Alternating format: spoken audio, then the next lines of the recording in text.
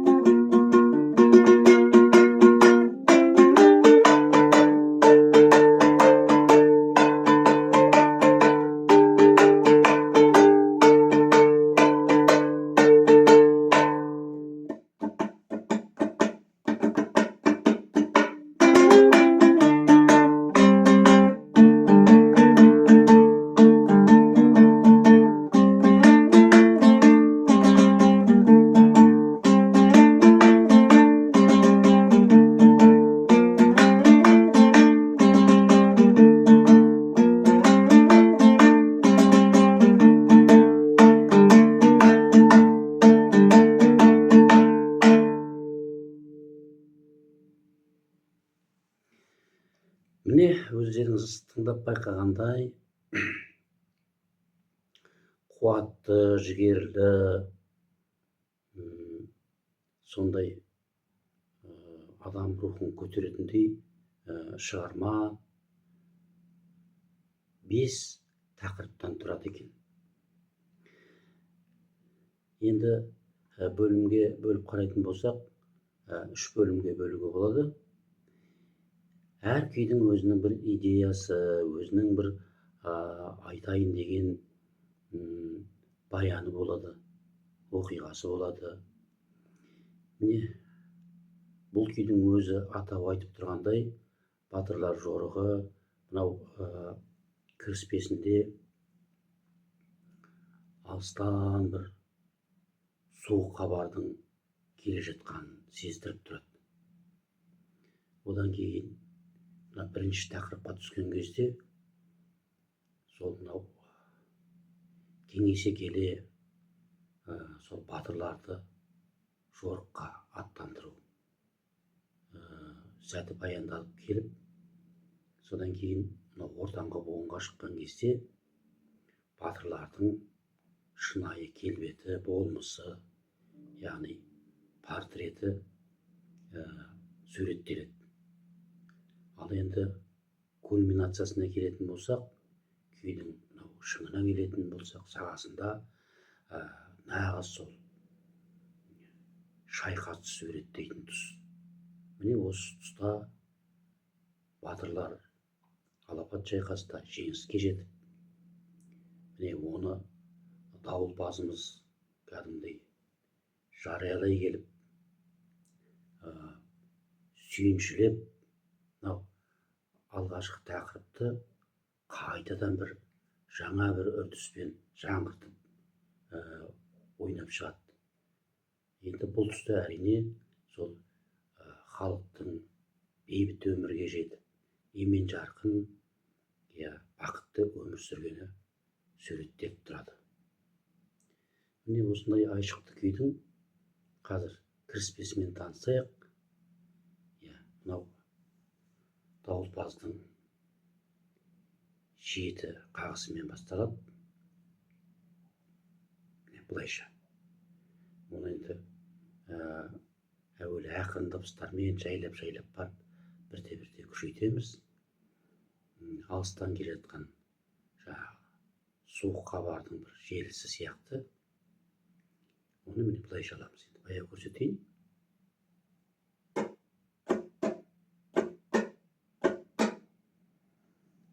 қолды ауыстырамыз да тағы да 7 қағыс аламыз.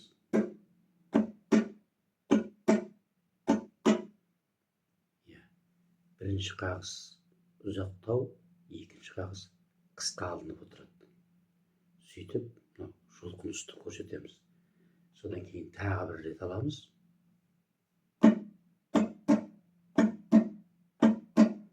Енді мынау бастапқы пернеге жетер тұста мынадай қағаздар алынады.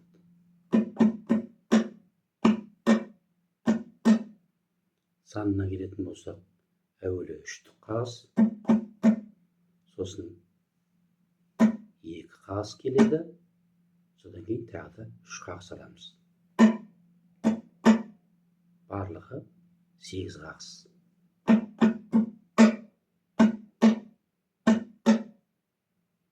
Міне осылай даңғыраның дыбыстары арқылы келе күйді кіріспесімен бастап кетеміз. Бастапқы дыбыстар жабық алынады. Бұл жаңағы суық хабар.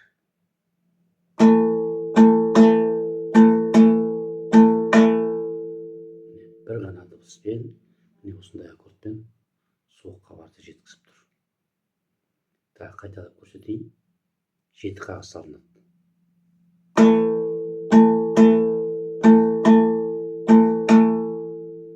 Енді ары қарай бұл енді әуен өрбігенде былайша мынау үстіңгі шекте ойналады.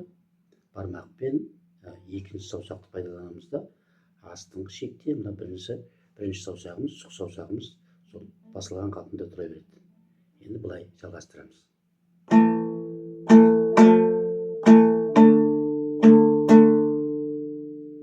Енді осы 2 буынды біріне бірін жалғаймыз.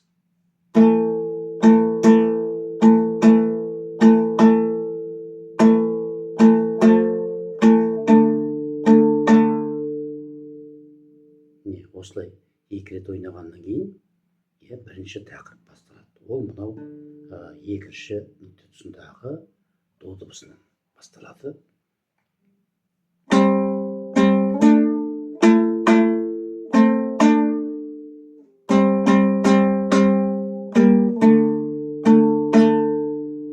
Осы әуен қайталанады.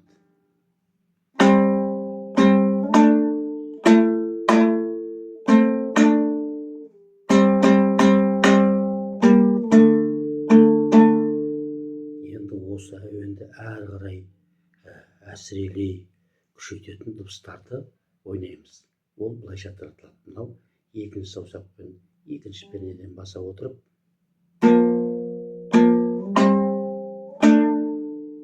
осылай 4 қағыспен аламыз. 3 дыбысты тағы бір көрсетейін. Сосын әрі қарай тақырып жалғасып кетеді.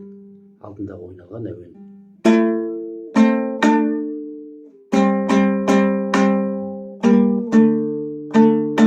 Қайталаймыз.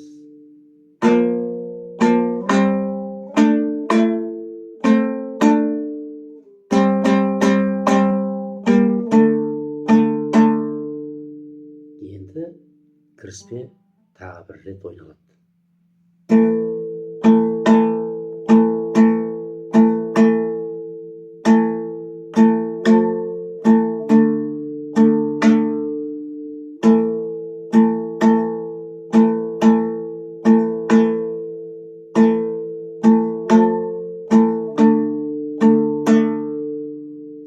Енді батырлардың жорыққа аттанатын сәті бұл әрі қарай мынау екінші тақырыпта суреттеледі.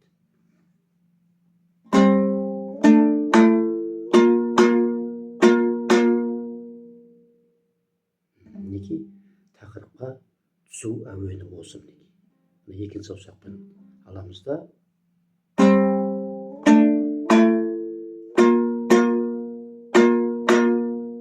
енді үстіңгі пернеге назар аударамыз. Үстіңгі шектегі пернелерді ойнаған уақытта мінекей бармақпен 3-ші саусақты пайдалана отырып ойнаймыз. астыңғы шекте 4-ші саусақ басып сол қалпында сақталып тұрады. Енді жалғастырайық.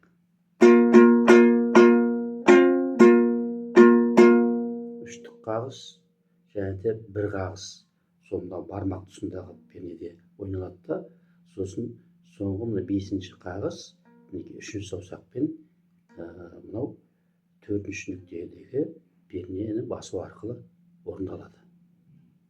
Көрсетейін.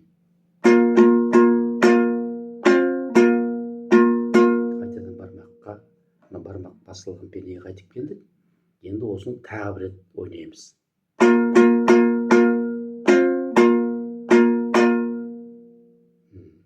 Енді осы буындарды бір-біріне қосып тағы бір көрсетейін.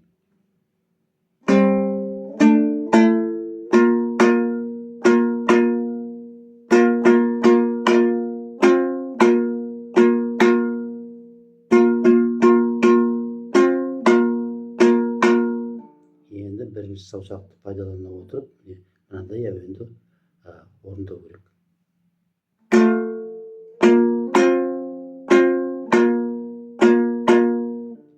Бірінші саусақты жылжыту тәсілін қолдана отырып, 2 дыбысқа қолданамыз. Содан кейін 3-ші дыбысты алған уақытта мінекей тағы да сол 3-ші саусақты пайдаланамыз. Міне былайша.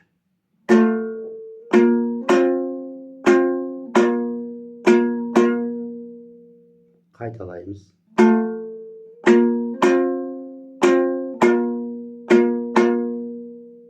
Енді мынау осы бірінші саусақпен басып тұрған пернені бармақпен алу керек. Сөйтеміз да 8 қағыс тартамыз. 5 қағыс, 3 қағыс.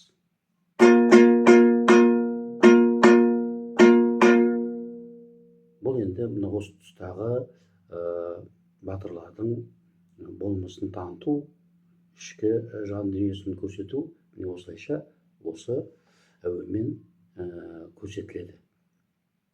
Енді ары қарай шайқасты суреттейтін тұсты бастамас болып, осы тақырыпты тағы бір рет тұтастай ойнап көрсетейін.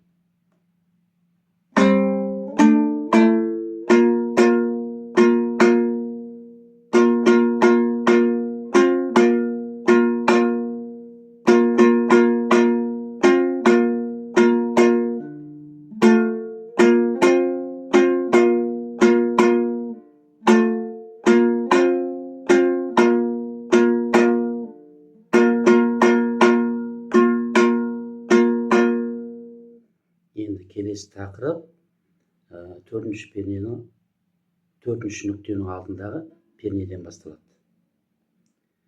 Бұл да әуелі негізгі тақырыпқа түсу әуенінен басталады. Ол былайша тартылады.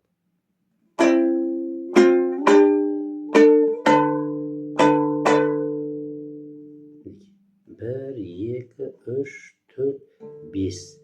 Яғни осы 5 дыбысқа түсіп барып, содан кейін тақырыпты бастап кетеміз. Енді тағы да бір баяу көрсетейін.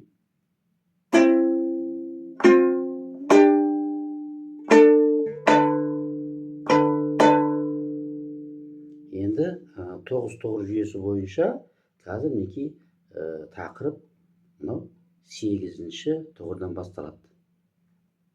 Ол былайша.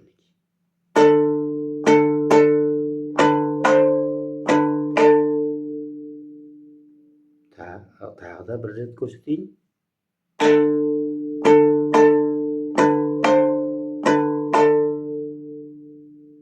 Енді осы екі буынды бір-біріне қосайық.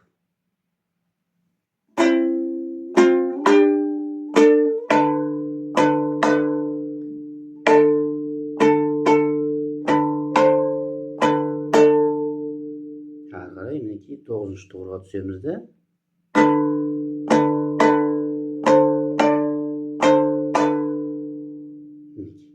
Мынау алдындағы әуен 8-ші тұғырда ойналған әуен 9-ші тұғырда да қайталанып тұр. Міне осы әуенді енді 7-ші тұғырдан ойнаймыз.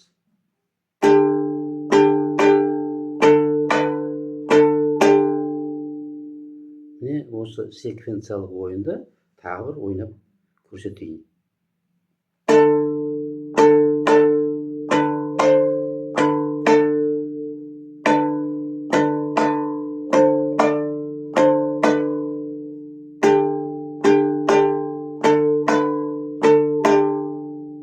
Енді күйдің кульминациясы былайша аяқталады.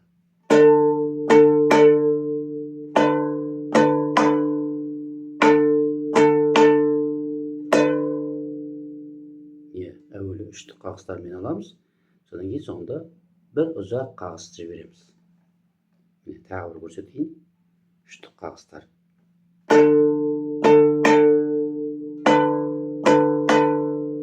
Қайтадан екінші саусақ, сосын төртінші саусақпен аяқтаймыз.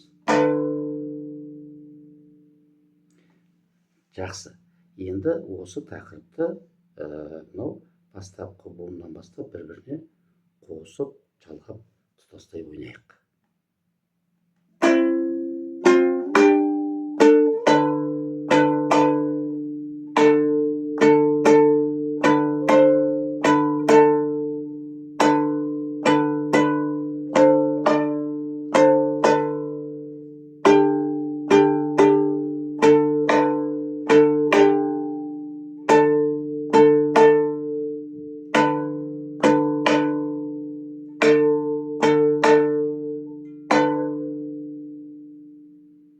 Енді міне осы тыныштықтан кейін даңғыраның тағы үнін естітеміз.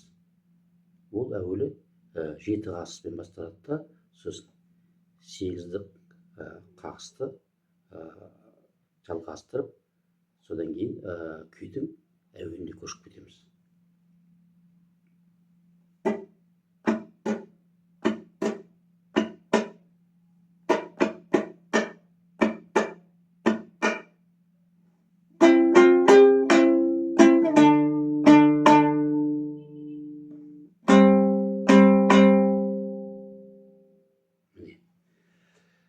Бұл енді мынау батырлардың жауды жеңіп елге оралған шағы. Міне осыны тағы бір көрсетіп, баяу көрсетіп ойнап шығайын. Мынау 5-ші тұғырдың дыбыстары. Міне осы дыбыстар арқылы ойнаймыз. Бұл жерде енді жаңағы 8 қағыс қолданылады.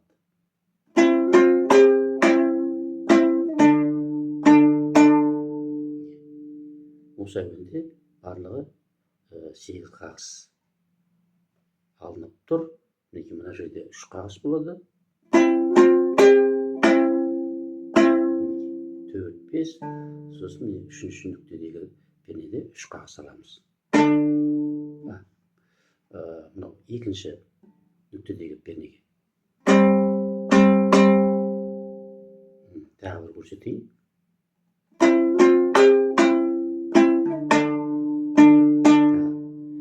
Үшінші нүктеден ойнаймыз, содан кейін барып 2-ші нүктеге ауысамыз.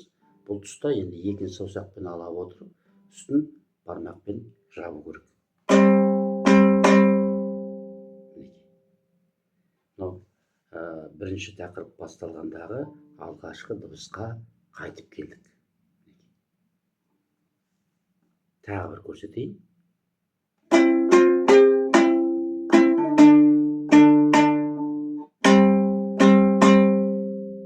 Міне осыдан кейін сүйінші қазақтың өзінің керемет қуанышты хабар жеткізгенде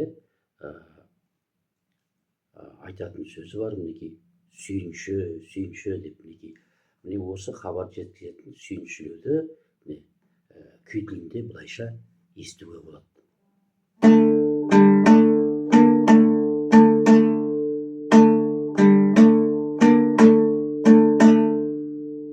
Бұл тұста да сол 7 қағыстық ойын болып тұр. Тағы бір көрсетейін.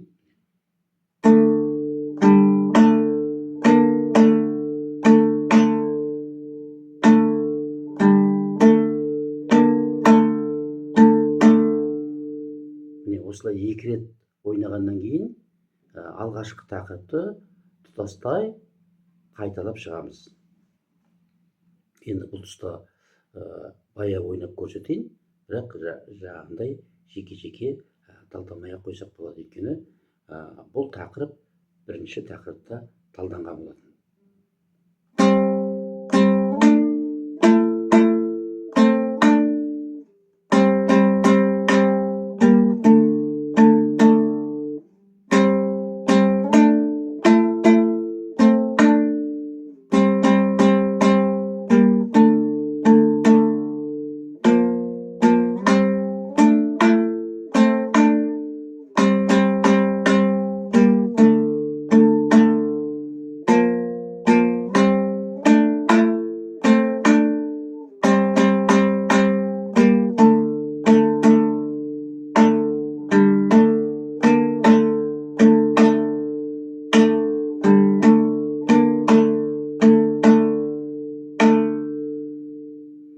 Мінекей күйдің соңы мінекей осындай қуанышты әуенмен аяқталып тұр.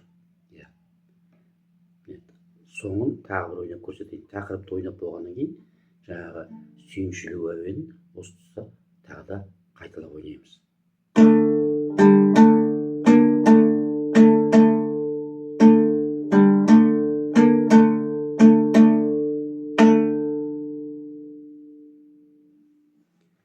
Міне осылайша біздің бүгінгі күй сабағымыз соңына жетті. Келесі жаңа күй үйренуге сол күндерге жеткенше сау саламатта болайық. Осы күйді үйренуде мен сіздерге сәттілік тілеймін. Осы сабақтың соңында күйдің нотасы да беріледі. Соған назар аударсаңыздар да болады. Енді менің осы контентімді қолдап, өздеріңіз жақсы пікірлеріңізді білдіріп, лайк басуды да ұмытпассыздар деп ойлаймын. Сау болыңыздар.